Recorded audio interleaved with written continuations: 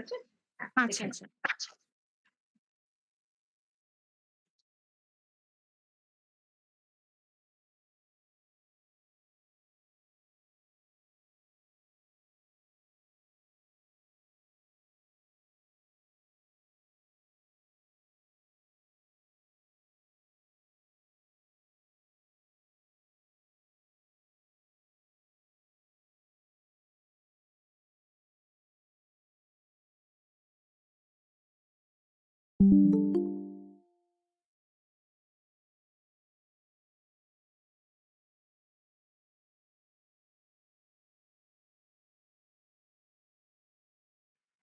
Eco হচ্ছে?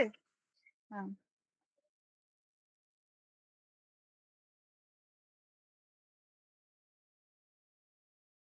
Ma'am লাইভে চলে এসেছেন আপনারা? ম্যাম লাইভে চলে এসেছেন আপনারা? আমরা আরেকটু ৪ মিনিট পরে ঠিক ২ টোয় শুরু করব। Priyanka please take a note. ঠিক ২ টোয় আমরা ম্যাম শুরু করব। আপনারা এখন জি। অনলাইনে আছেন।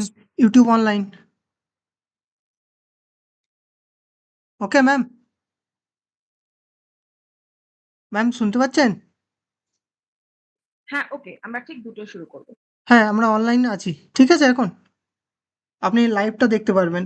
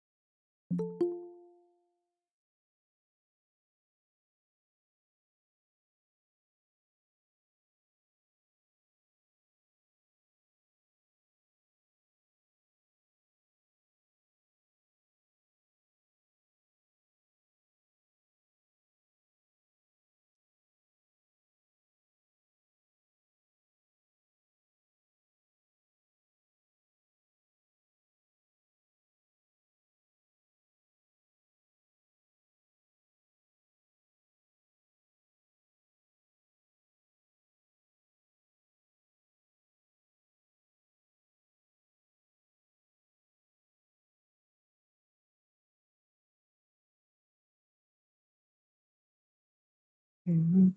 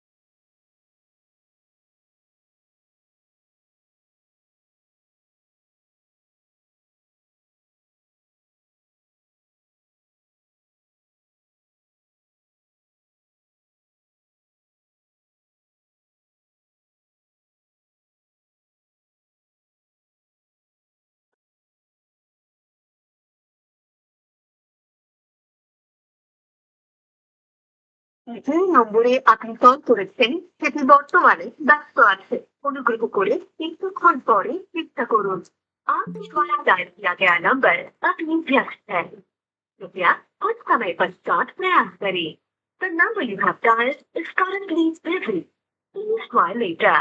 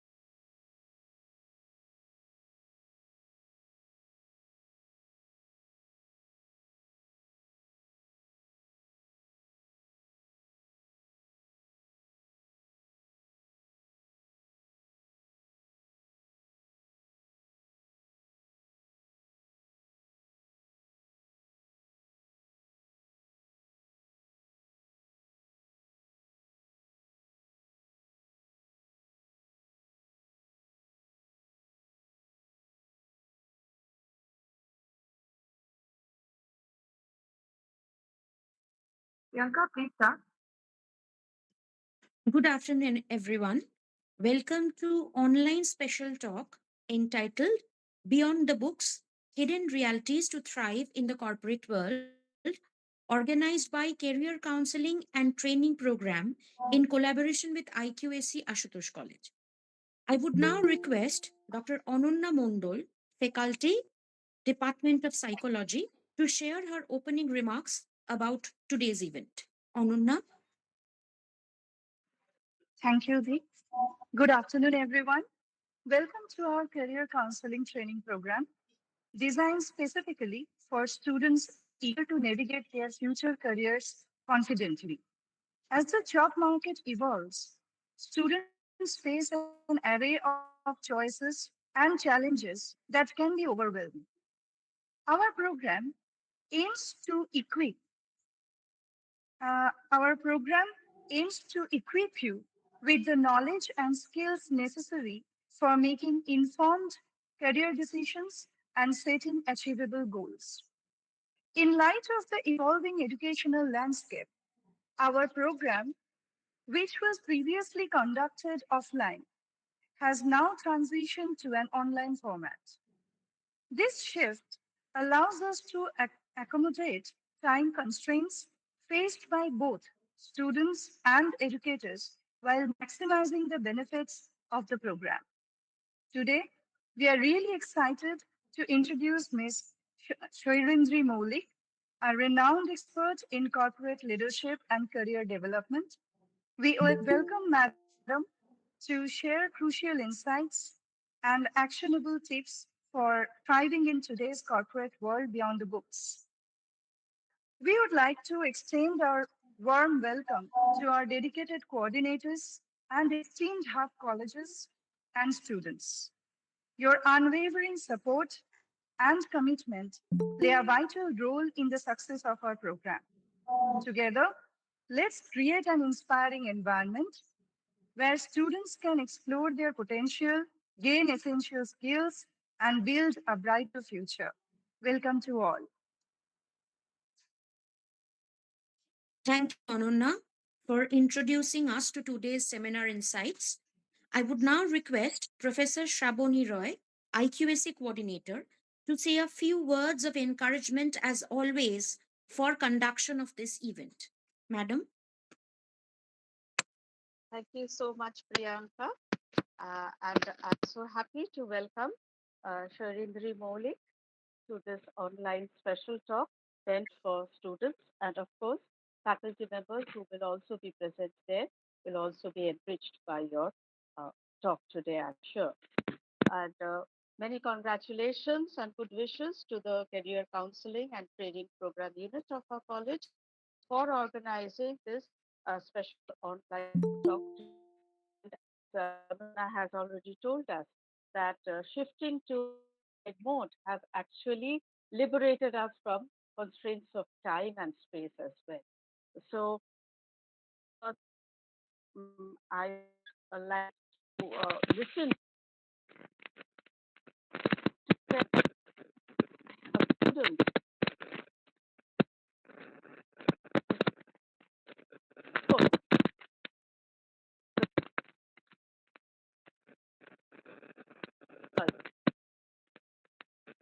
Students present here, participating, talk, listening into this program. To you, you are all now familiar with the world of academics, examinations, something like taking exams and so forth. Many of you also seeking opportunities in the corporate sector. So this is something that should help you understand what professional life, what the corporate world actually is, the reality in that world, because this is something that is not contained in the pages of the books of you're moving down beyond the syllabus, and the reality is moving quickly talking to us today. So on behalf of the IQ, once again a very warm welcome to Mr. Modi for agreeing talk for our students, as welcome to everyone who is attending this online talk, especially to the Career Counseling and Training Program Unit of our college. A big thank you for organizing today's talk. Thank you so much. Thank you, madam, for always facilitating the creation of a learner-centric environment. I would now request Professor Chandramoli Sengupta, Coordinator, Career Counseling and Training Program, to address the audience.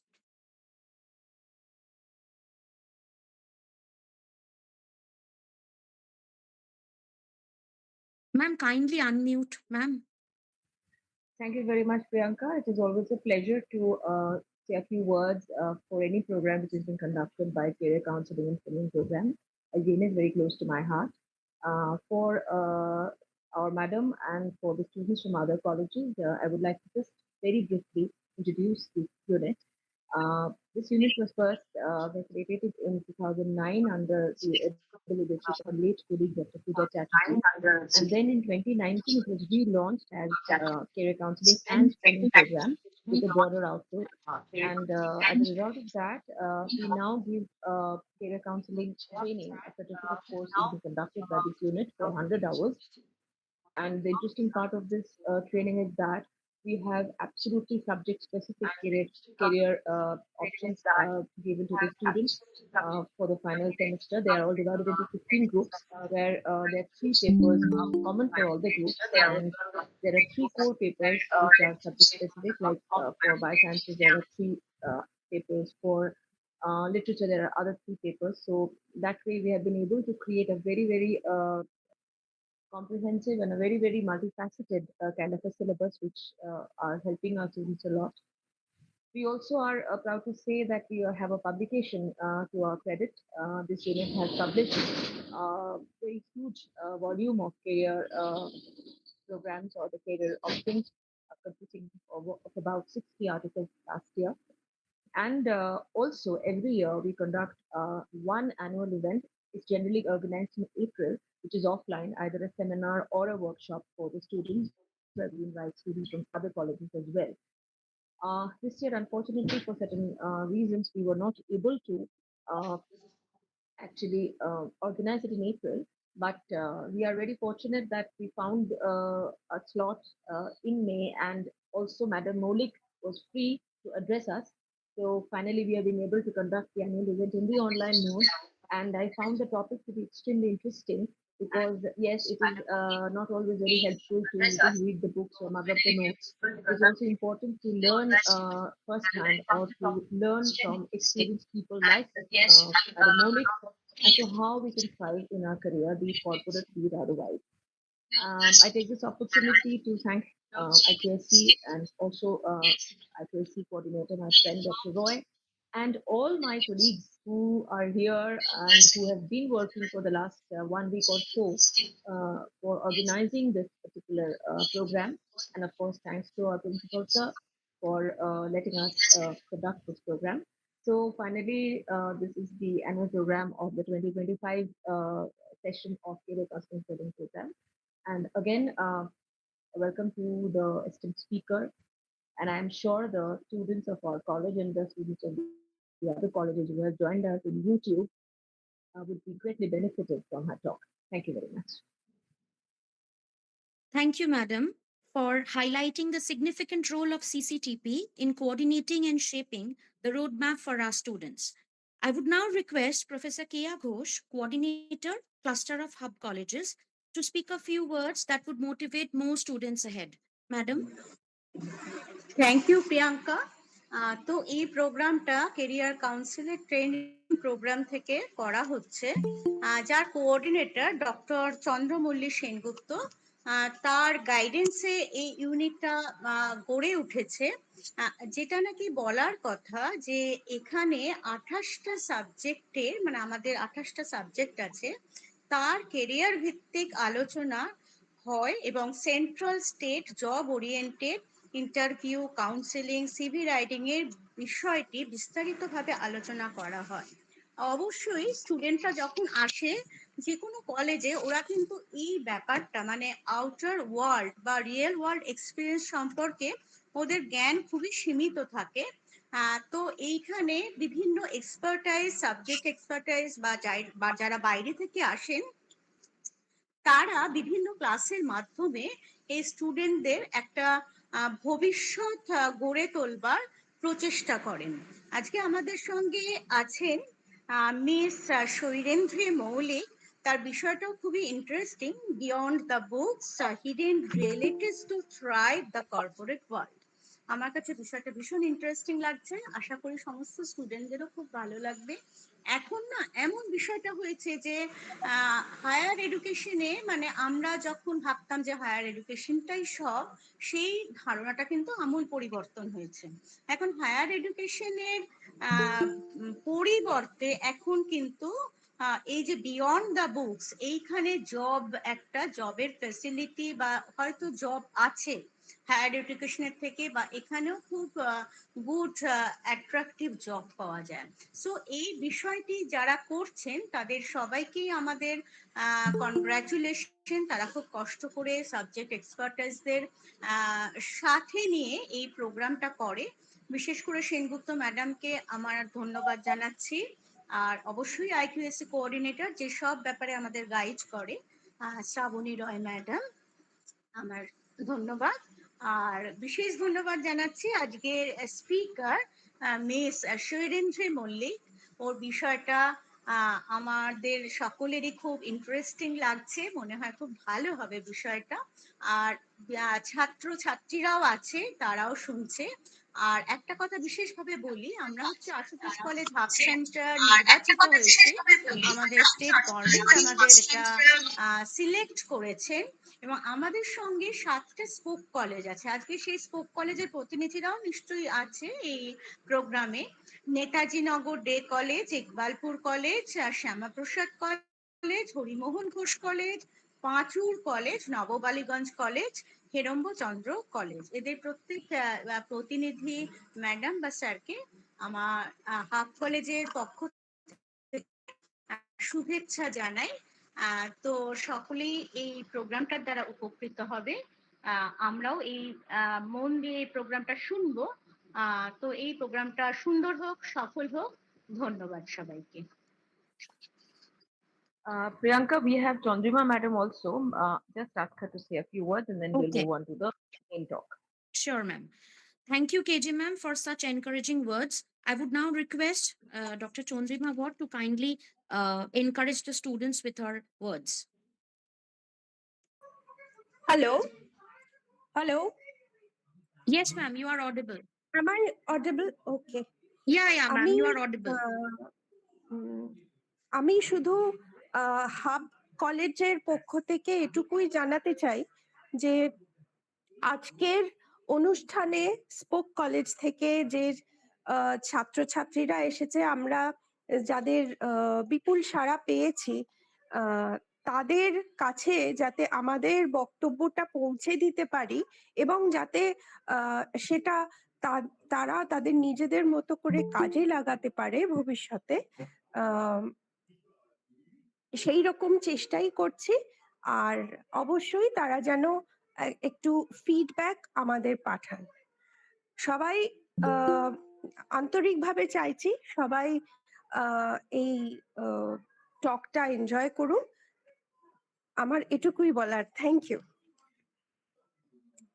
Thank you, madam. I would hence request Dr. Sritama Chaudhuri, Faculty Department of Sociology, to introduce our speaker for today's session.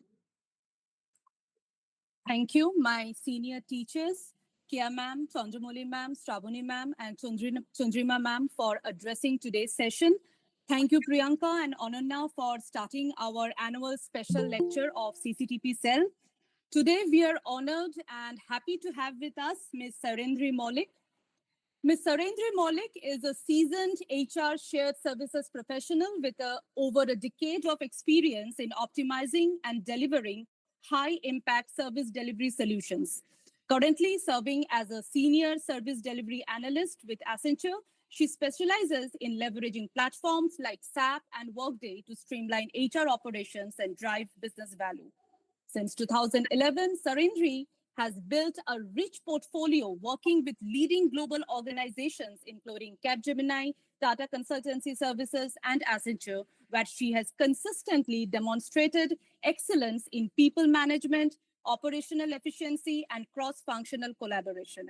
Her deep understanding of HR technologies, combined with a people centric approach, positions her as a thought leader in the evolving landscape of HR shared services. As a speaker, she brings insights grounded in practical experience, strategic thinking, and a passion for fostering workplace transformation through technology and talent. Thank you, ma'am, for joining us today. Now, I would request Ms. Sairindhri Moulik to start her special lecture.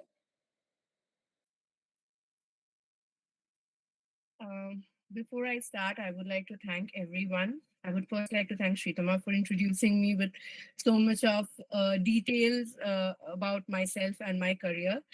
And thank you so much. I would like to thank Asutosh College. I would like to thank Sneha. I would like to thank Dr. Sen Gupta, Priyanka, Ananya, whoever has taken a proactive initiative to conduct a session like this. In our time back in 2009, 2010, these sessions were not something that we used to see coming in our way, and were only limited to business schools. So I'm really glad to see that it's happening for everybody. And the most important thing is that this guidance that I would say it as guidance. I would say that I am here to share a part of my experience, or parts of my experiences with the people who are now, as learners. They are trying to understand the job market. They are trying to understand their scope of work. They're trying to understand their niche. So I'm glad that this opportunity has been arranged by Asutosh College and the different groups belonging to this educational institution. So I would not, over introduce myself, because a lot of, already our faculties and teachers have done that. But I would still take a few seconds to do that. My name is Sairindhri Moulik, and you can pronounce it as Sairindhri or whichever way you find it convenient, as long as it spells my name. I'm okay with that. I am working for Accenture for around 3.5 to 4 years. Accenture is my fourth organization. And prior to this, I have worked with TCS, Capgemini, and a mobile manufacturing based company. And I started off my HR career with the mobile manufacturing company. Its name is GP Infotech. And I don't know if many of you have heard of that, but it was an organization which gave me the start, which gave me the opportunity, which gave me the courage to start off my career in the field of HR. And since then, it has been good 14 years that I am working in the HR domain, and from core HR working scope of an HR generalist, eventually into HR shared services. The learning has been huge, and I know I have many years ahead to learn more. But whatever I have learned in these 14 years, I would try and share as much as possible in this brief time period of 45, 50 minutes or maximum 1 hour. And I hope that even if you can take one pointer from my experience, which will help you into building a successful career ahead, is going to be a success for me to invest this 1 hour or 45 or 50 minutes, not just for me, but for everyone who has put in their energy, effort, and time into making this session a success. So I know it's a Friday afternoon and we are looking forward to the weekend, and this is the last thing that we want to attend, a tad bit of gyan on how to get job during these challenging and trying times that we see around us. But, to enjoy the weekend on a full-fledged way, we need a financial capital, which is money. And I guess by now, in today's Gen Z age, we have realized that along with food, water, shelter, we need money. Okay. And in fact, to some extent, to get these three main resources of survival, we to some extent also need money. So at a learner's phase, which is like at yourself, the first, what do we usually do? Okay. So what do we usually do when we get into our first level of learning, which is our school? We learn what is the history, what is this, what is the science, how to talk through literature. We learn the basics. When we get into a college or we get into our universities, we learn how to go about it in a better way. Okay, everything has been taken, learned, understood, but how to implement that? So nobody gives a manual on how to implement that. And the primary thing that we learn is to sell our knowledge to earn money, right?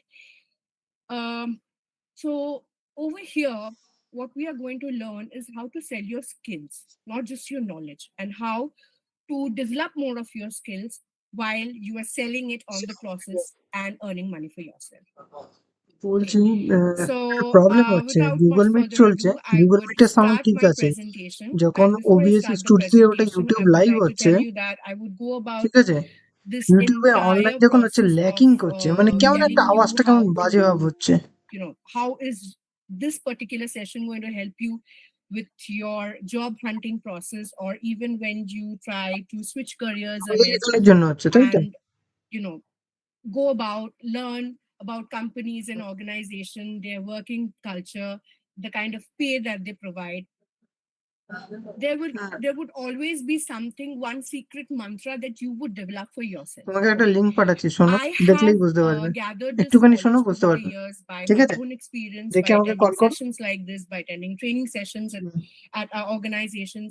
So there's going to be a secret sauce that you prepare for yourself, which will eventually help you to crack the code. So there is no specific book or manual which says that this is the right way or that is the right way. You eventually decide what works for you, because what is working for me, whatever is working for me, might not work for a friend of mine or a fellow colleague of mine who is eventually looking forward to switch jobs. So just remember that whatever has worked for me or whatever usually works for people, I am going to share that bit of information with you all. And the rest is for you to find, gauge, and understand whatever works best for you. Okay. So as I start, and also if you have any questions, you're free to mention it in the comments section. And at the end of this session, one of the faculties would share the question with me, and I'll be happy to share an answer. And I hope that answer helps you. Give me a minute while I share my screen.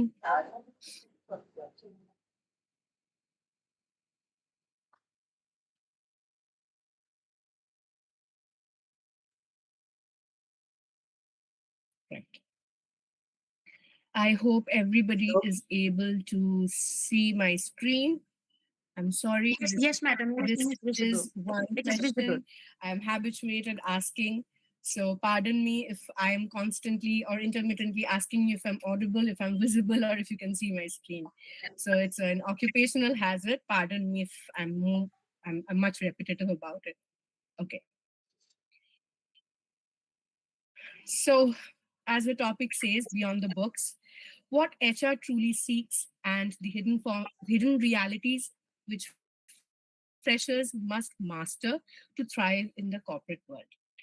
So just a few seconds back, I was telling you that you need to sell your skills, right? You need to sell what you know, and you also need to sell what you are able to do beyond that set of knowledge and skill that you have gathered over time.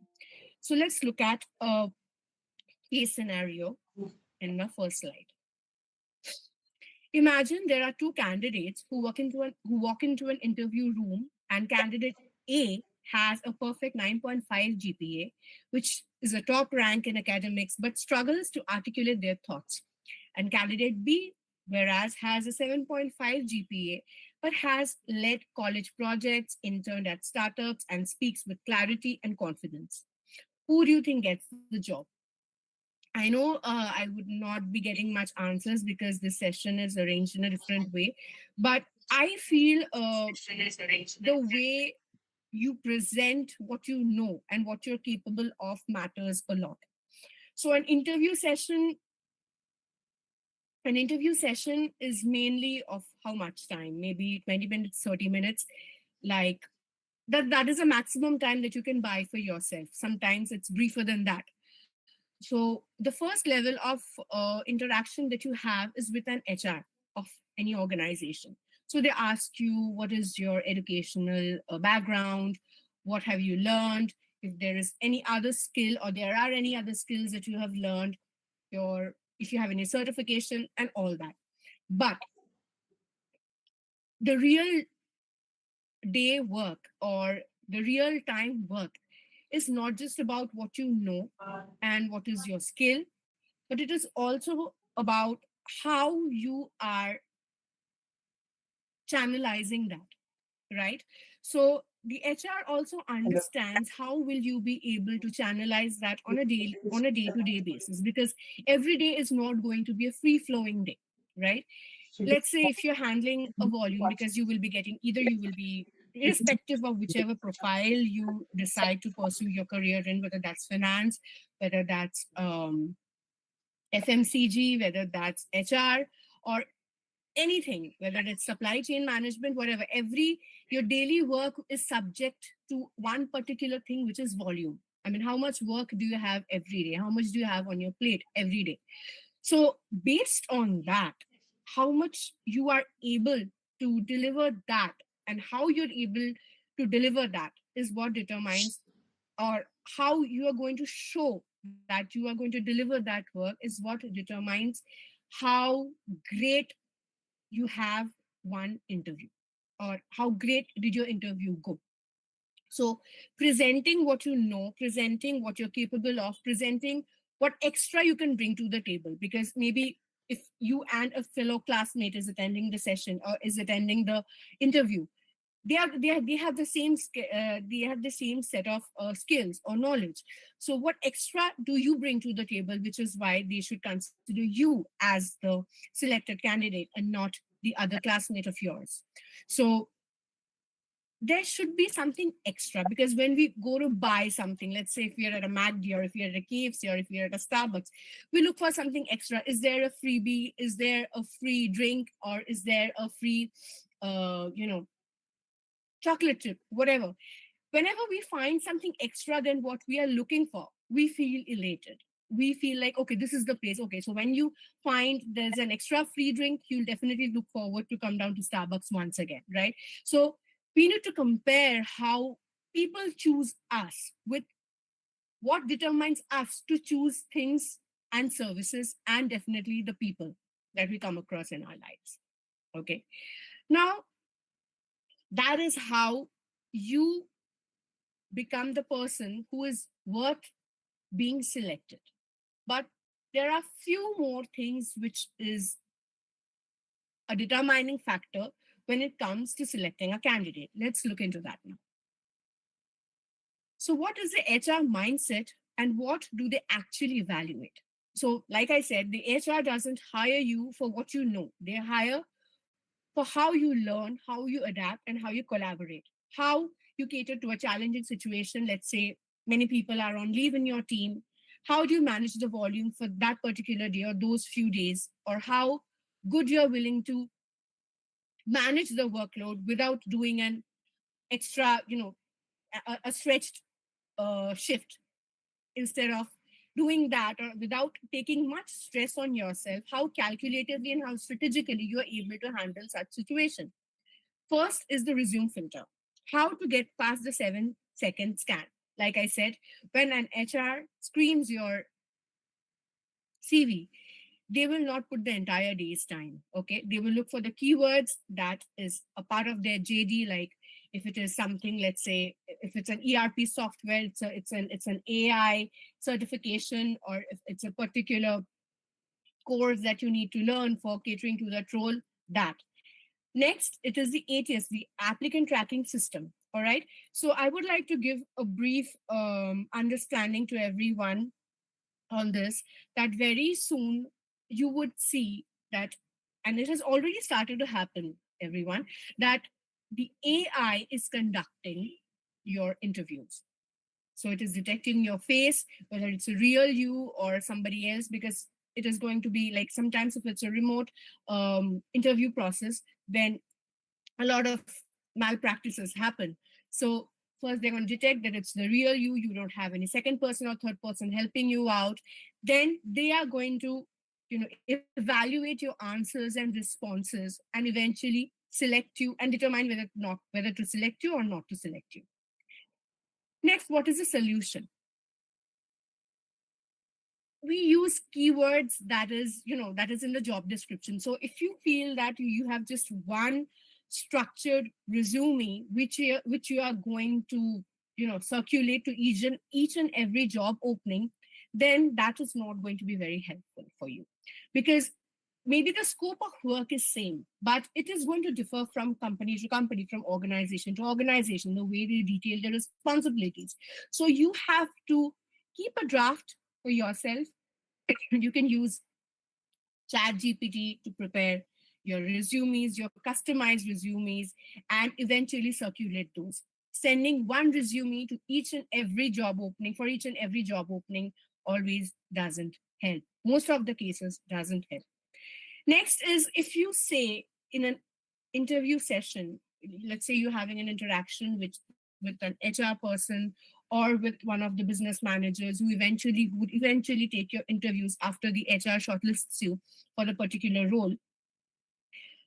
They would ask you that, what, like at a learner's level, what extra did you do, or what extra you have learned, or what have you done, apart from doing your academics at your institution. What extra talent have you gathered? Okay, so what is it? And it has very beautifully been mentioned over here that, I worked on a marketing project, did an internship, and etc., because that is what everybody does. But and one more thing that I would like to add in before I move on to the next point, which is, increased Instagram engagement by 40% through a 3-month content strategy. Guys, when an HR sees your CV, okay, or HR sees your profile on LinkedIn, they immediately at times do a Google search, or they want to see how you're present in the social media. So your social media, your Facebook, your Instagram, display picture, your bio over there, what you're mentioning over there, what kind of content you're sharing over there, what kind of, keyboard fighting you're doing over there, everything talks about you. So as you grow and go ahead in your life, you have to be very particular about your social media presence. So if you think that, being a keyboard warrior gives me a lot of, self satisfaction, or, just trolling random people or sharing, weird memes is going to make me look cool and I'm going to flex about it, that might not work in your favor while you're on a job hunt. So please be very careful about what you're sharing, how you're behaving online, and what you are making your social media presence about. So, like I said, the so what test matters, right? What you are engaging in matters. What you are doing your extra research on matters. So, all these things, because the more extra knowledge you have, the more extra service, the more extra you will be able information you will be able to bring into the table. So let's say if you're working in an organization, if you have started working in an organization and you've already had 6 months spent over there, or 1 year spent over there, and then you see an internal opening which is very close to something else that you also want to venture in your career, it gives you that scope. So it is not just about what you're learning at college or what you're learning at your business school. It is also about what extra you are doing, and what you are doing when you're not in front of your books, or you're not in front, or you're not attending your lectures. What you are grasping, what you are watching, what you are feeding your brain. Okay. I hope I explained that the HR not only sees your CV, the HR not only reads your resume, but also to some extent judges you psychologically. So that is the thing. You need to be very careful about yourself. And also I would like to add one thing, that how you present yourself is something that matters a lot. Okay. I know a lot of people will say that, my job or what I deliver is my identity. No, there's a reason why when we went to schools, we were asked by our teachers that our hair had to be tied properly, our dress had to be clean, our shoes had to be clean, our uniform had to be clean, our shoes had to be clean. Because when you are going out, let's say you're wearing a badge of XYZ company. I am being particular not to take any companies specifically named. Let's say you are representing that company. So when you see a person who is very shabby, okay, or doesn't carry themselves well, and I always don't mean that you have to wear expensive clothes, wear heavy load makeup, not that. Staying groomed and overdoing things, there is a stark difference in both. So just make sure that when you start working with an organization, you become a part of that organization.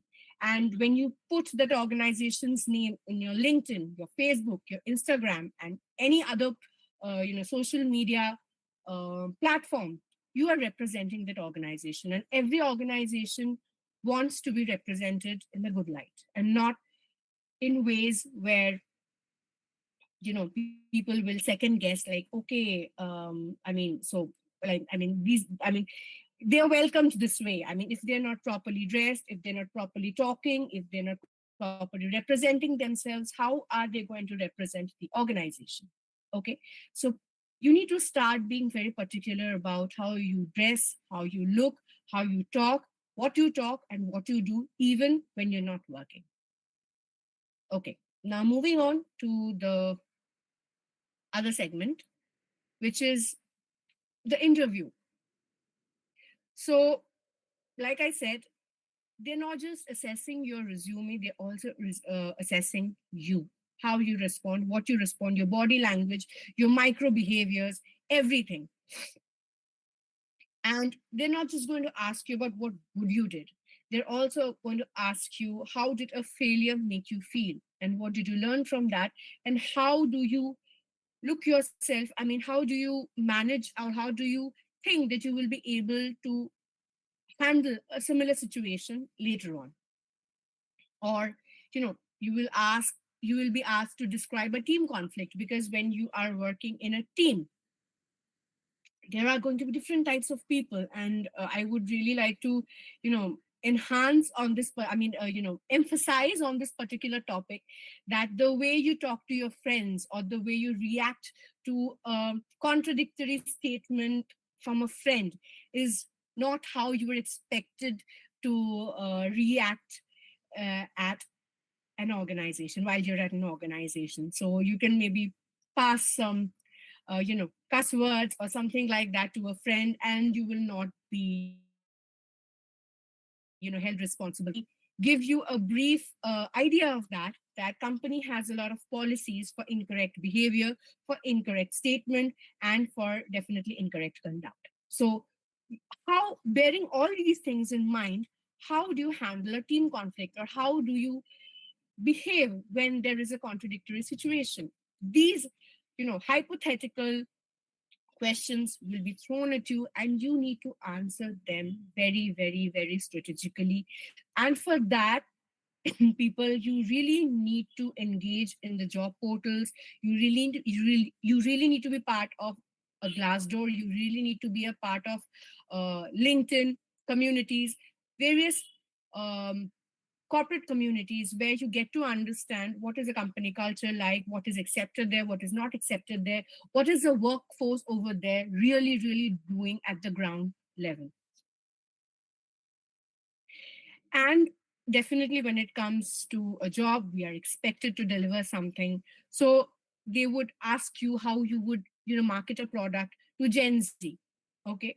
Now, whenever we open up an Instagram, there is an influencer, at the every second scroll.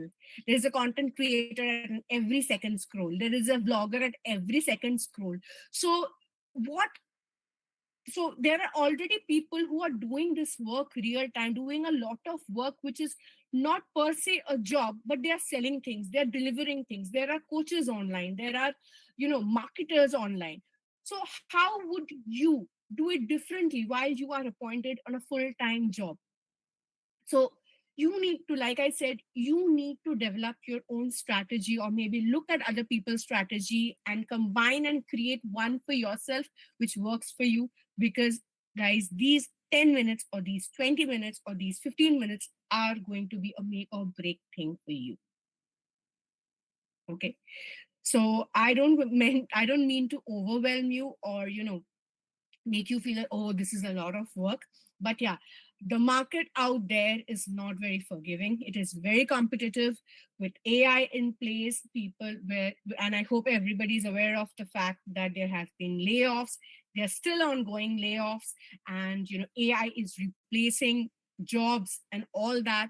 So what makes you stand, different in a market like this is something that you develop in yourself, which nobody else have. You need to develop an individual factor which you will be able to bring to the table, and nobody else will be able to do that. Right? Now, the third part of it is the silent deal breaker is your attitude and cultural fit. Like I said, if you feel that you are already the VP of any organization, maybe if you're too full of yourself, because I know this, I know that I've done this certification, I've done that certification, I've scored this much, I have gained this appreciation there, that appreciation over there. I mean, it's there in your CV, right? And you have done there and it's ended. Like, every year our in our academics, every year our scores are evaluated. When we grow from a class 1 to class 8 to a class 10 to class 12, and then eventually our colleges, we are given new subjects, we are given new things to learn. And how we deal with that, how good we learn that, and how good we deliver based on that learning is how we get our scores. And that's what is reported in our mark sheets. So what you have done, great, but what you can do is what matters in an interview. So, I don't know this, I don't know that, okay, I have never heard about this. Such statements is not going to help you. You can say that, okay, I was not aware of this, or this seems to be a new subject for me. And I would definitely do, given this opportunity, I would definitely do more research and learn more about it so that I can deliver better. So these are the kind of answers that you need to give. You need to be confident, not overconfident. You need to show up for what you are and what you're going to be, not what you could have been, or you could have, or you've been in the past. Nobody wants to know what you have done. Much of what you have already done, it's there in your CV, it's there when you're saying, we believe that.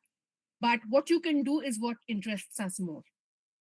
HR green flags, growth mindset. Like I said, what you can do, what you're willing to learn more, what you're willing to learn and do more is what interests us. Humility and confidence balance. Accepting, I am not aware of it, not trying to be an extra smart person that, yeah, I know this, yeah, I know that. Oh, that is not something that's much interesting. Being an overconfident person doesn't help you. Being confident about what you know and being open to learn more of what you don't know or what can interest you is what something which makes you a better candidate. Next is the hidden realities of the corporate life. There are certain myths like, if I work hard, I'll be recognized. Reality is visibility matters as much as performance. So I would like to quote a line from the great cricketer, Mr. MS Dhoni, which is like, which he said in one of his press conferences, is that, hard work at times really beats smart work, or, extra talent. But knowing where to do the hard work is what is very important. If you ask a fish to work hard into learning how to fly, the fish will go on working hard, will go on burning its blood, but will never succeed in flying because it is not in the capacity of a fish to fly, unless it is some science and fiction movie. But we are talking about reality. So know what you are capable of and know what you'll be able to deliver and work hard to deliver that. If it is something that you feel that it's out of your domain, it's out of your preference, it's out of what you want to do, then I think it is better to choose something which is a wiser option than to just waste your time, effort, and energy in working hard onto something which you know is not going to help you or act as a dividend in the coming few months or few years.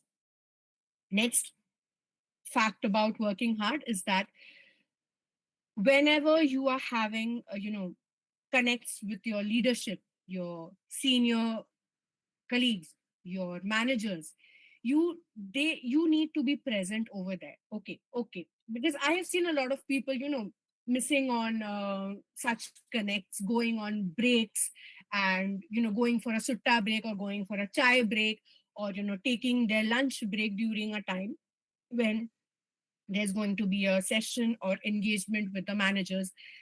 It is very important because see, a manager's work is to deliver at a higher level.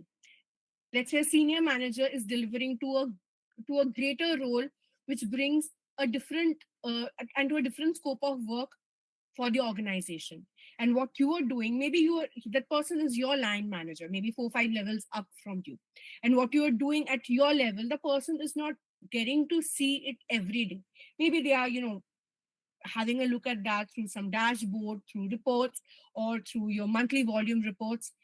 But in that 5 7 minutes, or maybe in that 30 minutes, when you have a session with the manager, these engagement sessions are very limited. They either happen monthly, or they happen quarterly, or they happen yearly, or maybe bi-yearly, once in 3 years, like that. So in that 5 to 7 minutes, if they see that you are being a person who's not interested, a person who really gives no energy to the fact that how the things are going to grow in the organization, I'm just here to get my salary and leave for the day, then that is the impact, that is the perception that the manager will grow about you for the rest of the time. Because it is not possible that is how senior managers perceive their subordinate resources. So it is very important for you to make sure that you're present while you are working for whatever number of working hours you're doing. I know it's not possible every time, to go and tell my manager, yeah, I had, gotten an appreciation for this particular project that I've single-handedly delivered and all that. But, being present, being interactive with these leaders is what helps you grow, is what helps you get opportunities which a person who is less visible might miss on. So if you feel that why is your immediate manager telling you that why are you chit chatting in the office bay, the senior manager is working by, it is not your immediate manager being a chaplus or somebody who's buttering the higher management. That is for your own good. That is exactly how senior managers perceive. Because if a senior manager sees a resource, chatting, giggling, or always on phone, or just standing by their colleagues and doing chit chat and laughing away things, if they see you once, they might overlook it. But if they constantly see you doing that 2 3 4 days, if it's more than one instance, and that is the perception that they are going to build about you. So what does the pro tip say? The first pro tip says, build relationships before you need them. It is very important to be, I would use the word diplomatic at times if you want to work, because you cannot be completely yourself while you are working in an organization. The way you can be yourself with your best friend or your partner or your family is not how it works in an organization. There are some things that you need to skip, there are some things that you need to ignore, and there are some things that you just smile and nod upon. So be very neutral while building your relationships when it comes to your team, because your relationship with your team is going to determine how your 9 or 10 hours in the organization is going to be. And the next is how you appear to your managers, how you appear to the leadership is a very, very, very important thing. How you pass on messages to them, how you convey about what is, if there is something where they require your feedback as to how you feel as an employee of that organization. You cannot say that, oh God, working here is frustrating, the canteen food is so bad, and the coffee is like, I don't know what it is, even worse than, boiled water. Maybe that is the truth, but you need to filter your words and present your opinion accordingly. You can tell what you want to tell. You can be very on point. You can be very honest about what you feel. But, and at the same time, you can also be, not, you can also avoid coming across someone who conveys messages in an unacceptable way. So you really need to learn these things if you really want to have a good career in corporate. The feedback paradox. In college, your feedback is your grades. Like, your teachers evaluate you, how well you have gained the knowledge and how well you're going to do outside in that particular field. But in workplace, your feedback is equal to growth. Somewhere it is 180 degrees feedback where your manager evaluates you. Somewhere it's going to be 360-degree feedback, wherein everybody shares some insights about how they feel about the other person in the hierarchy. And as human beings, we do not like taking criticism. Like, right? Like, if somebody says that, there has been an escalation, or the client has sent an email mentioning that you messed up in this particular Excel sheet. You had to send 2 Excel sheets, and one of the Excel sheets you've messed up. Then what eventually starts coming to us as a flashback is that there has been 30 odd Excel sheets that I have sent, without any mistake. There has been no error in that, zero errors. But this person is pinpointing that one particular Excel sheet which had some little mistake in that. See, it is a manager's job to give you a feedback. Okay, if the client is telling your manager that, okay, maybe this was an important report and we expected it to be zero error, led document, but we got it with an error. You need to understand that there can be errors, okay, but there cannot be repetitive errors. What if you expect somebody to do your work and they mess up in a very important work while delivering that? Once you can understand it's a human error, but all the time when it becomes repetitive, it becomes unacceptable. So you have to, while your manager needs to understand that you are a human being, you can go through different phases of your life, you can have a difficult day, and you might not be at your 100% every day. And at the same time, you also need to understand that the client or the organization is being paid for some work to get done.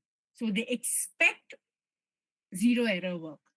Your manager's job is to balance both with the client and with you. And your job is to understand that the way what you feel matters is all the way what you feel matters, what the client feels also matters. So these things needs to be developed. We always cannot become defensive, but yes, if it is something that is going beyond from what it should be, you really need to take a strong stand, because there are times when we do see that managers are biased towards a particular resource, or they are not giving much of constructive feedback to their favorite resources, because favoritism exists everywhere, right? And when it comes to you, they have been going on for hours and hours, minutes and minutes, and emails after emails. That is when you need to ring a bell that, okay, I have observed there has been a difference in given, the way feedbacks has been given to me. But you also need to understand that the primary reason of giving a feedback is to make the employee understand what a client sentiment is, and it is a manager's work to make the client understand that it has been a one-off thing. It wasn't a great day for that particular resource, or it has been a miss from our end, but we'll make sure that it is not repeated. You need to understand, at the end of the day, it's your work. Because when you're working for an organization, you are not handling your own stuff. You are handling somebody else's stuff, somebody else's database, somebody else's calculations. If it is something that you lose, if it is something of your own that you lose, you know how to deal with it. But when you lose somebody else's stuff, or you mistake with somebody else's calculation, you become tenfold more responsible for that. You will be held tenfold more responsible. So there are some areas in our life where we cannot afford to wait, where we cannot afford to make any mistakes, right? So always try to find the scope of your own improvement while taking feedbacks, and try not to be defensive. Be defensive if it is something that you're observing that something wrong or some biasness is taking place. Then it's your call how you would put across to your manager. But when it comes to constructive feedback, learn to take it without any defensiveness and understand what is your scope of improvement in it. Moving on to the next slide. The myth of work-life balance, especially in early careers. So the reality is that your first 2-3 years you'll be grueling, but burnout, it's not a badge of honor. Overworking never gets you a badge of honor, right? You always remember that you are replaceable in every way. Everywhere you are replaceable. If you are not here today and nobody else's work is going to, stay, behind like that, that okay, XYZ person is going to come back and she's going to do it. And without Sairindhri, we are not going to deliver this work to our clients. No, if Sairindhri is not able to deliver it, then they will bring in another person who will be doing their work. They'll pay them and they'll deliver. So know that you're working hours, you're getting paid for those working hours. If you work with full focus, full concentration, and if you make full use of those 9 to 5 or 6 to 10 or 8 to 9 hours, whatever number of hours you're working, if you're mainly focused on doing your work, you will not have to do extra hours. Yeah, there are times when, maybe if there's an ad hoc requirement, or maybe there's an urgent project which needs to be completed in 2 days. There, with your willingness, you are expected to do that, because at times we also need certain considerations. We need to take a half day, we need to take the day off, or we need to leave certain there has been a certain necessity and we need to leave for home, right? We always, it's a two-way street. So if you want consideration, then you would have to show consideration, but that doesn't mean you need to cause yourself a burnout for that. Set boundaries early. If you feel that if it is doable by 2 a.m., say you will be finishing it by 2 a.m. If you feel that you would need more time, say that first, that you want me to complete this within 2 a.m., but for me, this would take time until 6 p.m., or by the EOD, I'll be able to deliver this. So that there is no, I mean, without any reason, that there will be no such expectations from you that okay, this person, okay, this is a 10-hour work, but this person is going to deliver in 2 hours. You can't, right? If you have thousands of entries to make and you just have 2 hours left for the day, you cannot stay back. 10 घंटे का काम हम 2 घंटे में नहीं कर सकते हैं. जो 10 घंटा लग सकता है उसको हम कम करके 8 घंटे में कर सकते हैं, but it cannot be done in 2 hours, right? So know where you can be flexible, know where you can't be. Set realistic expectations, don't set unrealistic expectations. Learn to say no. I'd like to help, but I'm currently prioritizing this. Can we revisit this next week? If you have too much of things on your plate, you already have a lot of work to complete in 2 days of time. Let's say on a Wednesday, you already have your work set and sorted enough for the next 2 days, so that you can go off for the weekend, with a sustainable peace of mind. But you suddenly are given some work which is going to overload you. Say it out completely. clearly that I already have these many things to take care of. If you want me to prioritize this, can I shift one of those work, one of those assignments that I already have on my plate to the next week? Because my bandwidth for these 2 days are occupied by this set of work. So always have a conversation. Just do not take instructions, with a zipper on your lips. Evaluate it. If you feel it is doable, say it out. If you feel you would need more time, say it out. If you feel that you are going to not going to you'll not be able to do it for quite some time now, even say that out. But it is always expected, a resource is always expected to be clear and honest and transparent for the organizations also to understand, or for the managers also to understand as to what to expect and what not to expect. Okay.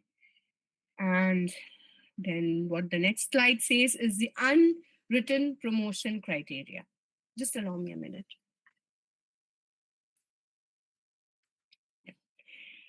So performance is not just limited. It is not just a limited factor to your promotion. You're performing, you are being paid to do that. The company is buying your everyday's 8 to 9 hours for you to do that work. But why should a person promote you? Every time, place yourself, when you judge or evaluate a situation, place yourself into the facilitator's position and evaluate what would you do. Let's say you have somebody who is working for you, okay, and they have every day 5 items to complete and leave, and you're paying them, let's say, 1,000 rupees every day to do that. When the person comes to you and says that, madam or sir, I expect you to make my charges, increase my charges by another 1,000 rupees or another 500 rupees, what is the first thing that comes to your mind? The first question that comes to my mind is, why should I? Why should I be paying her or him 1,500 rupees or 1,000 or another 2,000 rupees for this work that she is doing? I think it's very normal. It's a one common why that comes to everybody's mind when somebody demands something extra from them. The human brain, or it's a very, very basic human psychology, to first off think that if I pay him or her extra, what extra will I get? What extra services will I get? Or what extra this person would do? So exactly, when a person promotes you from a grade A to a grade B, or let's say from a grade 1 to grade 2, they see what is your capability to cater to the level which is of a grade 2 or a grade B. While you've already mastered your capabilities to cater to the grade A, they would also see how far you'll be able to cater to the level of grade B or a grade 2, right? So not just how well you've done your work, but also what more you will be able to handle apart from this set of work that you've already been doing for quite some time, let's say 1 year, 2 years, whatever. And not just that, the second thing that you need is you need supporters. See, we spend when you start working, you'll be coming across this reality that you spend more time at work than you spend at your place, your own home, right? You just realize that you come back home for sleeping for 8 to 10 hours, and then just waking up next day, spending some time with your family at the breakfast table, getting yourself to do some basic fitness routine if that's part of your routine, then taking your bath, freshening up for the day, and then eventually leaving for office. And when you go back and sit on your workstation and you open up your laptop or your PC, that is when you feel that, okay, now my day has started. So when you spend a significant part of your life in a particular place, it is very important that you have at least some people who are at the same wavelength as you, who feel what you feel, who understand the work that you deliver, who understand the work that you're willing to deliver, and how you function, and how will you be helpful for this organization, for your personal growth, and for the organization's growth. So you need supporters, you need people who would advocate for you in closed door meetings. I'm sorry, there is a spelling mistake in this document, word, and this has been a troublesome slide for me, so pardon me for that. Your document wins. HR doesn't remember your late nights, right? So whatever appreciation you get, whatever um, recognition you get, you need to make sure that you have that documented, because your manager might not remember a lot of things, because if there is a if it's a span of 10 people or 15 people or 6 people or 7 people that your manager is handling, they might not remember each and every win which has happened for you, right? Because they need to look at the span of 7 people, and they also need to look into their own work and also the scope of work that they might handle when they get promoted. So your work is your responsibility in a nutshell.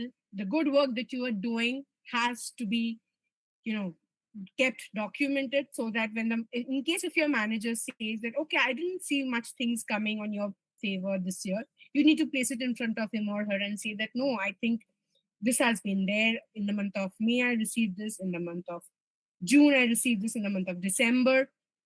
There has been a project of 100 resources which I have completed, and so on and so further. So the HR or your manager might not remember what you've done throughout the 12 months of employee cycle, but it should be there at your fingertips while you sit for your appraisal. Next, always acknowledge and make sure if there's something that you've achieved, if you've done some good work, it has your name on it. Okay. There is no brownie points that is given, for the sacrifices that you make in corporate. Your corporate life is not a place for you to make any sacrifices. There is no rewards that is given to you for that.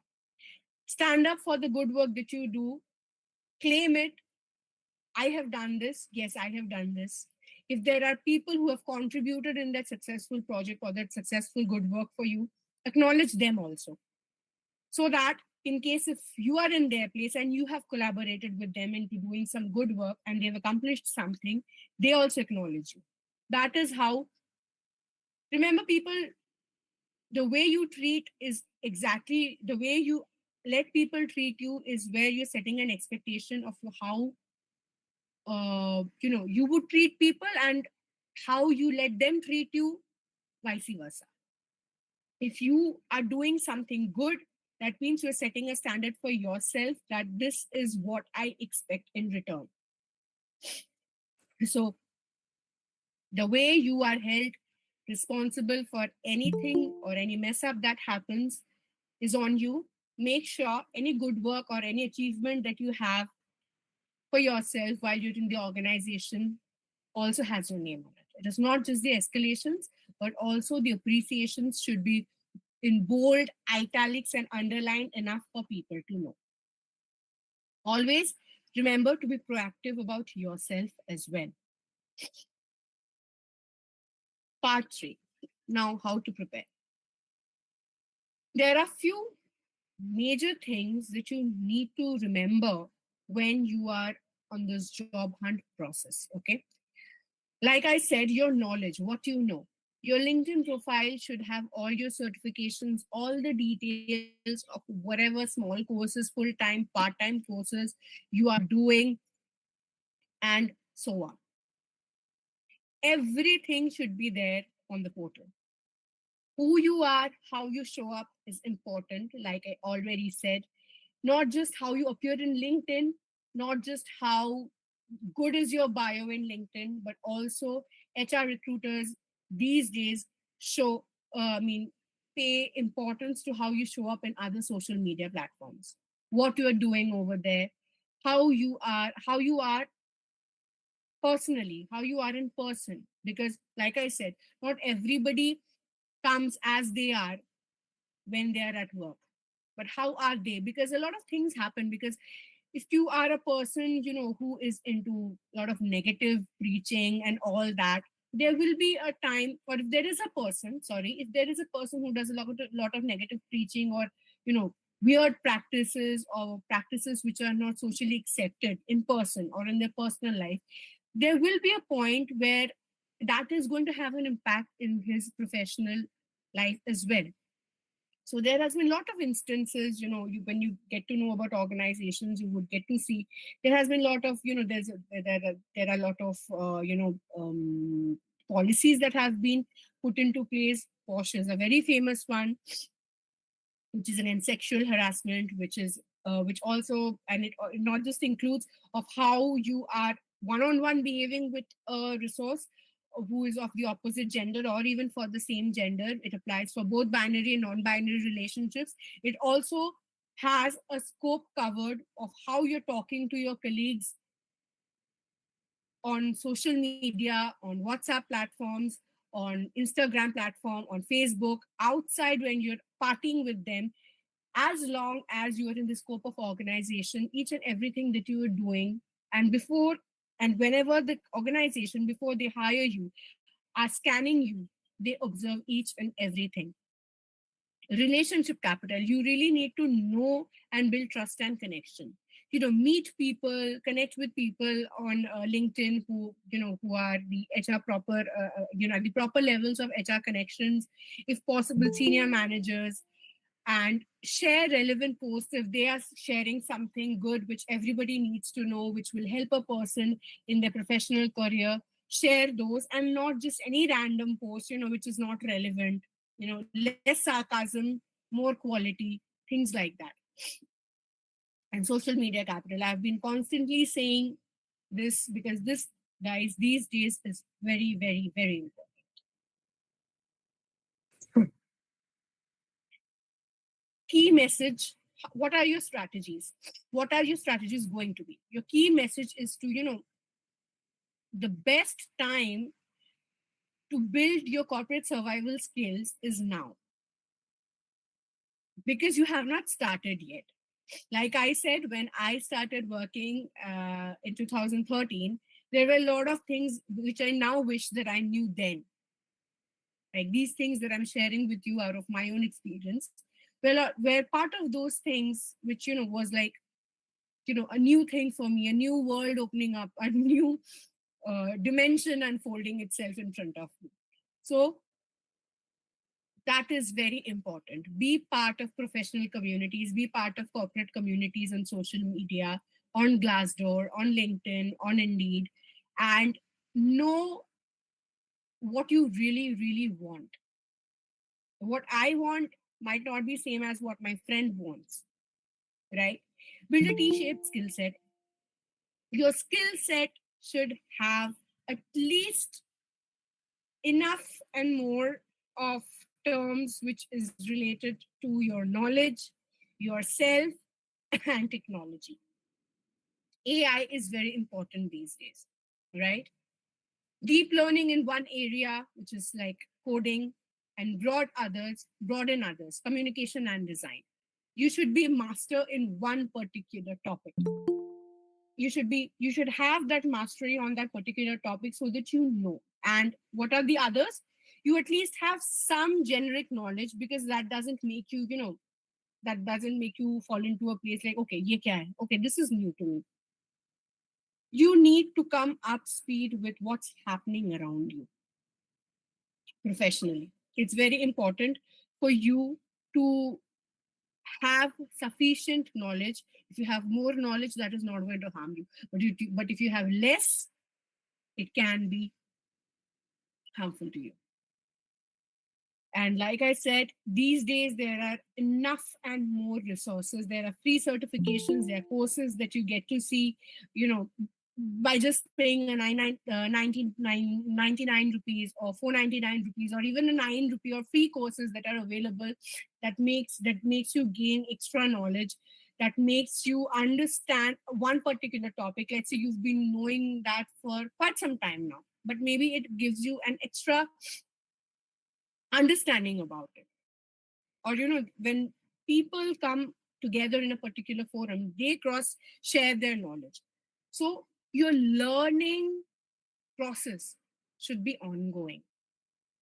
If you know less, it is not going to work in your favor. If you know more, that will definitely work in your favor. That is not going to harm you. Now, the most important part, which we kind of, we tend to overlook a lot: professional communication. It is very important for a person to know how to communicate. I know these days we have, short, those, I don't know what are they even called. I'm a millennial, so I have no idea. TBH, IRL. I am not well accustomed with those terms. I don't use them, and I'm afraid of using them because I write a lot of emails every day. In case if I start incorporating those in my emails, I'm going to get fired in no time. So your email etiquettes should be, game should be very, very, very strong. You need to have clear subject lines, proper greetings and sign offs, professional tone, timely responses, not like your WhatsApp messages that somebody's sending you in the morning and you're responding it at night. Like that way, we would have still used pigeons or, those post office letters. There's a reason why direct messaging and instant messaging has been invented, so that what needs to be responded, at the drop of a hat, can be responded. Okay. Proofreading before sending. Verbal communication, there has to be clear articulation, active listening. You need to be a very good listener. You need to respond and not react. Appropriate tone and volume, avoiding filler words, staying on topic. Written communication, which is not limited to just emails.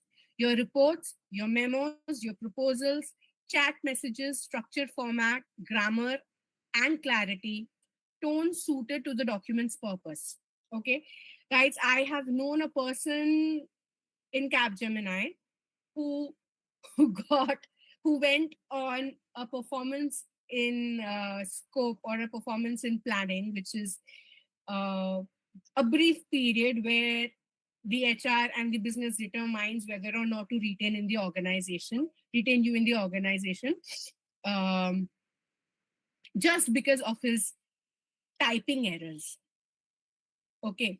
The person went into PIP just because he constantly used to make mistakes while he used to type emails. So it is very important that you are present, and you are focusing on the email that you're writing, and your mind is not, dancing to a different reel in your Instagram. Presentation and public speaking, engaging delivery, structured flow, visual support, slides, examples, handling Q&A confidently. Question and answering should be done confidently. If you don't know about a topic, a person is not expected to know everything. The world is huge. The topics are endless. It is beyond the world. So it is expected out of you that you might not know everything. If you don't know about everything, don't try to cover it up with superficial knowledge. Just say, I'm yet to gain insights on this particular topic, and I'll get back to you once I have more clarity. But don't try to, appear and oversmart and a person who knows it all. Okay, and what you know, answer on that confidently. Know that whatever little you know, you can share that, and that doesn't make you a smaller person, right? Interpersonal communication, empathy and emotional intelligence, conflict resolution, giving and receiving feedback, building rapport. I think I've been on this particular pointer just a few minutes back, that how you talk to your colleagues, how you handle conflicts, your own conflicts, or a conflict that's going on with a third colleague, within a third colleague and a fourth colleague, building rapport with the entire team, building rapport with your managers, your leadership, and at the same time not losing your empathy or not forgetting about your emotional intelligence. Because guys, when you're working, you're stressed, and stress requires a lot of empathy, whether that's for yourself or for the other person, or a person who's sitting remotely on the different side of the world, right? Digital and remote communication, video call etiquettes, muting background dress. Like I said, I'm working from home. am not sitting in my daily pajamas. I have put in the time to groom my hair, make my face presentable, and wear a t-shirt which is decent and acceptable for this meeting. So just make sure whenever you appear, whether that's virtually or in person, you are presentable. Like I said, you don't have to wear Emporio Armani, or you don't have to have your hair done like you're going for the cans, but you need to look clean, groomed, and presentable. That is what matters. And your grooming is very important because in the first 5 minutes, or in the first 1 minute, I would say, first 30 seconds to 1 minute, people get to see you. And only when they speak to you, they know what are your qualities, how are you in person, and all that follows after that. But if a person don't find you convincing, or if a person don't find you convincing enough to even speak to by the way you appear, then you lost an opportunity. So that is why, this is the only reason why presentation matters. Yourself and the work that you do. The presentation of both matters. Professional courtesy and tone, politeness in all forms of communication, respect for hierarchy and roles, cultural sensitivity and inclusiveness. Okay, remember that you're working with different cultures in your country and across the globe. They cannot, there might be, language barriers where they don't understand a word that you say, or they might be speaking differently. So if you laugh on a call, or if your tone is sarcastic towards a person who is speaking crooked English, can end up as a career disaster for you, right? So bear these things in mind. There are certain things which you cannot do at all while you're at work, which you are free to do when you're interacting with people on a personal level. Okay. So make sure that you have these things in mind when you're working in an organization. Network like a pro, even if you're an introvert. The 5-minute LinkedIn strategy: comment on industry posts with insights, not just a great post. DM your alumni. I admire your career path. Could I ask for 10 minutes of your advice? Guys, this helps a lot, right? These things are very basic things, but they go a lot, way more above than some well-defined strategies. You know when what will click. You don't know when what will click, right? Like I said, identify your niche, do your market research, which companies pay what or how much, or which company has a better working culture, or which company has flexible policies which align with your personal requirements. Visibility in LinkedIn, influence via LinkedIn through your content, resume and portfolio, job application, actively applying on niche based jobs. If I am an HR person and if I want to go, like I have been delivering to HR shared services, wherein I don't know if everybody knows or if in much detail what HR shared services is all about. Initially, it was known as HRO, which is human resources outsourced. Like if, let's say, an XYZ organization, which hails from the US, needs a workforce of 10 to 15 people to manage their business.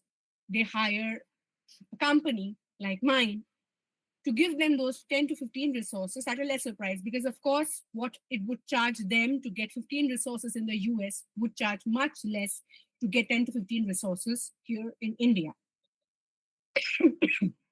Sorry. I'll just take a water break.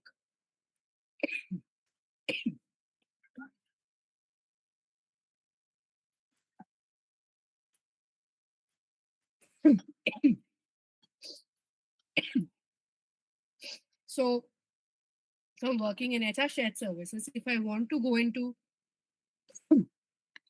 let's say, learning and development, I will have to first gather enough insights about which organization in our country has a great scope of work for this particular job role.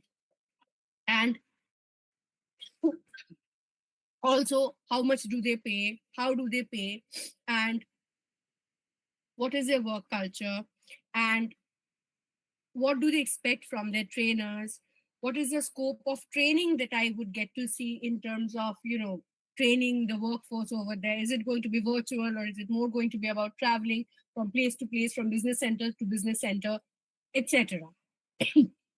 So in whichever phase of your career you are, even if you're on a starting phase like yourself, or in a middle phase like me, or if you want to do something else, even if it's a side hustle apart from having a mainstream career, you need to have a very good market research done about it. Without market research, you will not be able to take any risk and calculative risk at all.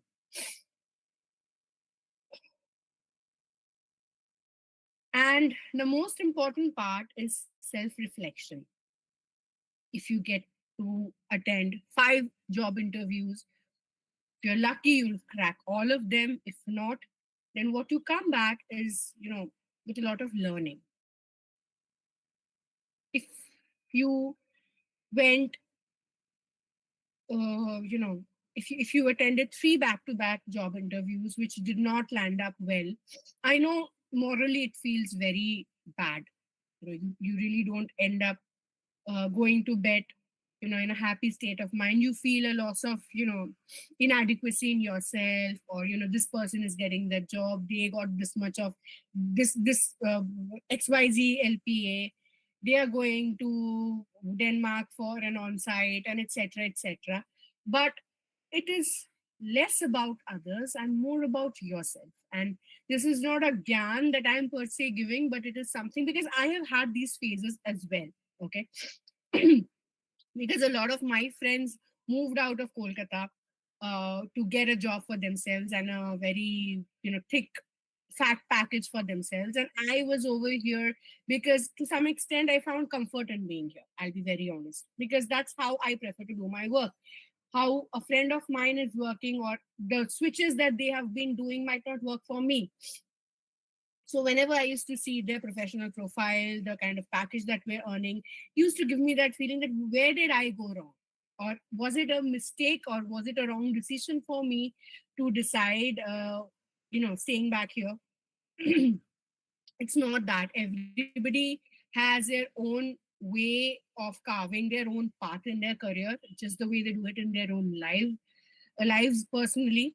Exactly in the same way, you need to understand what are your takeaways, what you should have done better in order to crack an interview like the one that you've missed, right? List your biggest flops, lessons, shows. These shows growth in interviews. Like again, I said, you need to do your research on what didn't land up into a successful interview. Take 2 minutes to write down one skill that company needed, which you did not have. Now Google to get a free learning on that. Okay.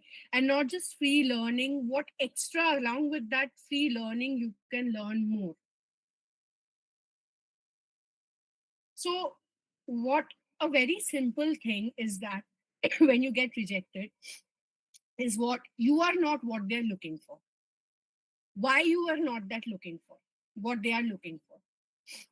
Can you be that person?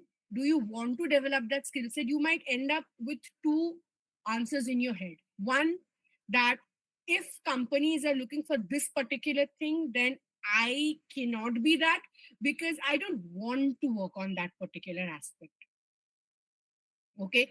If they want me to be more tech savvy, then technology isn't something that I want to bring into my candidature. I want to go with only soft skills, or other things which is more knowledge based. But if you feel that, yeah, what they were expecting me is to have a Gen AI knowledge, more of a Gen AI knowledge. Now, what is Gen AI? I need to do a research for that. For me to understand whether I want to learn that or whether I don't want to learn that, I need to know that more. Now, when you research upon Gen AI, you might find it interesting, and you might want to develop some knowledge or greater knowledge on that. And when you willingly are doing that, you are enriching yourself. So when you go and sit for a next interview where you know they would be asking you more about Gen AI, the way you explain them because you liked Gen AI, they see your enthusiasm in that reaction, in that response. They understand that this person is not just doing it for the sake of the job, but this person really wants to cater to this particular subject. So these are the very important things which you learn when you fail in interviews. And I think it is very important to fail in some of the interviews. It might not feel good in the start, but when you look at the learning part of it, or what you can learn from it, and how you can develop yourself from that, it really becomes a stepping stone in your life. And the last and the most important part is be wise. Your degree is a launch pad, it is not the destination. See, like I said, your the learning process, it starts from the day when we are born and goes on till the day we die. Goes on until the day we die. The more you learn, the more enlightened you become, and the more options you have to choose. If you look at it from a perspective that, oh my God, eta abar porte hobe, abar eto pora and all that, it is going to be like, a disgusting thing. Right? I'll be very honest. And I'm just speaking for myself. But if you look at the thing that it is adding an extra option for me to choose from, the more I learn, the more choices I have to, hone that and earn more money out of it, it becomes interesting. For me, learning was that, just a thing, oh my God, information overload, etc., and all that. But now I make it a point that each week, even if it is not a vast subject matter, even if it's a small subject, I learn something about it. And over last 1.5 years, it has been a very recent realization for me. And over last 1.5 years, I have learned a lot of different things from different domains. So just know that the more you learn, the more options you create for yourself to choose on which you would build your career upon. It becomes like, it becomes like everything, you are in control. You have the control in your own hands. Okay, I know this, I know that. Let me now choose from where I want to start off my career. So, and the other thing is that, let's say you had learned something, in the initial level, or you were good at something when you were in your teenage, right? Because for you, teenage would apply right now. You were good in your teenage, or let's say you had a flair for it and you have done very good in it for a year or so. You could have been that if you would have cultivated that, but you chose not to cultivate it. So stop bragging on that, I had done this back 10 years back. I was great at it. Nobody wants to know. People want to know what you are now and what you would be doing. What you could have been, nobody is interested in that. So learn to be wise, learn not to be overconfident, talk about yourself, place your brand forth. You are your brand ambassador, but don't overdo any of the thing. Know where genius is, knowing where to stop. So know where to start, when to start, and know where to stop and when to stop. If you cultivate these qualities in you, I guess you'll be able to make a successful career in any field, not just academics, in anywhere. There are so many options around the world, so many things. Young people are starting their startups. You're watching Shark Tank, you're seeing there are endless opportunities, but you should know when to start and when to stop, when to do what, and the right times you need to navigate the right time. Because this is the cream phase of your career. If you don't act upon it, if you just sleep it off, you will lose a very, very significant time of your life. Right? And I hereby come to the end of my session. And I really hope that you all like what I said and the content that I presented and the information that I shared from my personal experience. And if you can go by taking even one piece of any one piece of information from this entire session, and if that helps you in building a successful career ahead, then I guess it is a success for all of us who has put in their time, energy, and effort for arranging this session for you all. That's from my side. And thank you, madam, for such an enlightening talk for our students. I Okay. mean, the process of interview selection, how HRs evaluate students, how they screen the CVs, role of AI, and most importantly, social media presence. I think that has been amazingly, I mean, interesting to our students. Thank You're you. welcome. And I do hereby request Dr. Priyanka Roy and Dr. Taposh Soren, Faculty, Department of Journalism, Mass Communication, and Faculty, Department of Sociology, respectively, to conduct the question answer session. Okay, there is a question.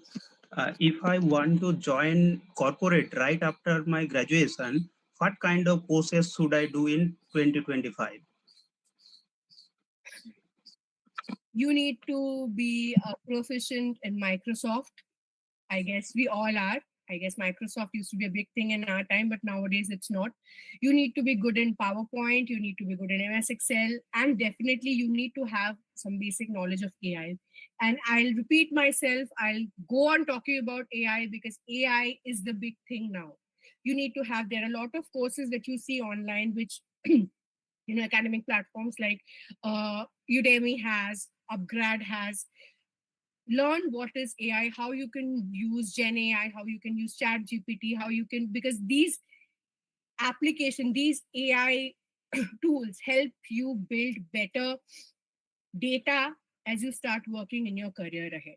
If you're willing to join corporate right after your graduation, you need to have your Microsoft Office well up your sleeves and also a basic AI course done for yourself. There is another question. The question is, how can I express my curiosity or doubt when I am getting interviewed? Well, you can always ask it in between your questions, because whenever an interviewer is asking you questions like explain this, explain that, at the end of that particular, because that is one of the interview ethics, and that is actually something that should be asked to you. Do you have any questions to ask me or ask us about the organization or anything else? That is exactly where you can place your questions and get your answers about the organization or any other topic that involves their business.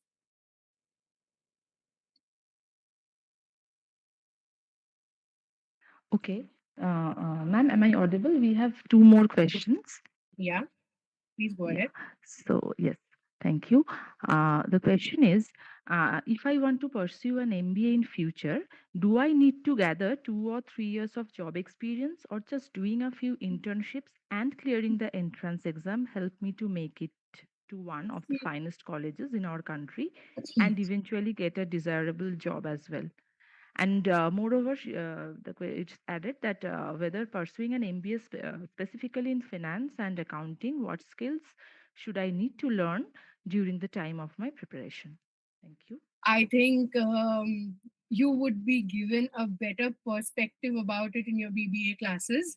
But as far as I know, if you are doing your MBA after a few years of completing your graduation, there's one major pro and one major con about it. First, I would talk about the con, and then I would talk about upside of it. Is that you lose your learning momentum, right? Because when you get into working and earning money, it sort of gives you a spike of achievement and being self-dependent and all that, and you lose your flair or your energy or your interest towards learning more. So I would personally always advise for you to do a couple of internships and then get into your MBA, finish your MBA, and then get into a full-time job. I hope that answers the question. Okay, we have another question that how can we manage the long working hours in corporate job and take care of our health? Okay, long hours of corporate jobs. The first thing that you need to do in order to avoid long hours of corporate jobs is to see what kind of job role you are getting into. Okay, because if you're in operations, there will be extended hours, and once you climb up the ladder, you will have to extend.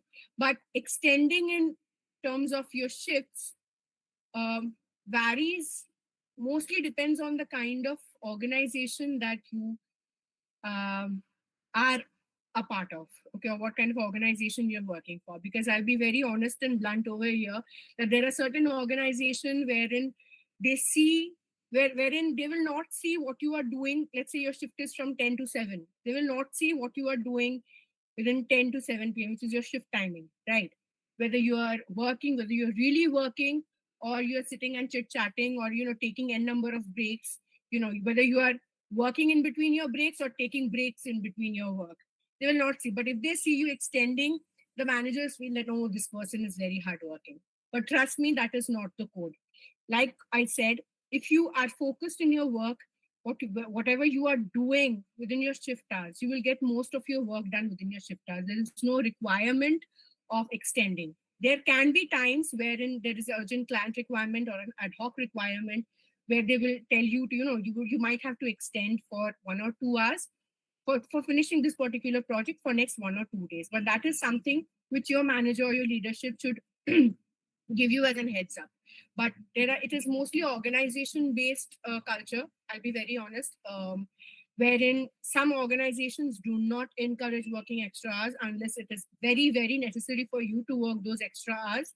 Some organizations, the work culture is such where they appreciate it. So I would tell you the best way is to avoid such organizations, joining in such organizations. Okay, thank you. And just one last question, maybe small one. How to approach companies for internships? You can try to find a common contact, right? It is very important to find a common contact, for which I said networking is very important. um, try and connect with the HRs over there, try and connect with the senior managers over there. Look for HR posts wherein they are hiring interns, because I know a lot of companies who post in, or even if they directly don't post it on the job portals, they give the consultancies the responsibilities to get them contractors or interns to do their work. So do your networking really well so that you are in connect with HR consultancies, you are in connect with senior HRs, you are in connect with HR recruiters or professionals of organizations who declare or who post or who announce their requirement for interns.